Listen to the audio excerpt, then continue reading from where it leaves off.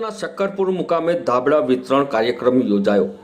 સતત બીજા વર્ષે ખંભાતના વટાદરા ગામના વતની અને શક્કરપુર મુકામે સ્થાયી થયેલ કાંતિભાઈ વ્યાસ તેમજ વ્યાસ પરિવાર તરફથી શિયાળાની કડકડતી ઠંડીમાં ઠંડી સામે રક્ષણ મેળવવા માટે જરૂરિયાતમંદ લોકોને ધાબળા વિતરણ કરવામાં આવ્યા। કાર્યક્રમની શરૂઆત સૌપ્રથમ ખંભાતના વતની શ્રી પ્રવીણભાઈ પી પુરાણીના વરદ હસ્તે દીપ પ્રગટાવી ફૂલહાર વિધિ કરવામાં આવી। ત્યારબાદ ધાબળા વિતરણ કરવામાં આવ્યા।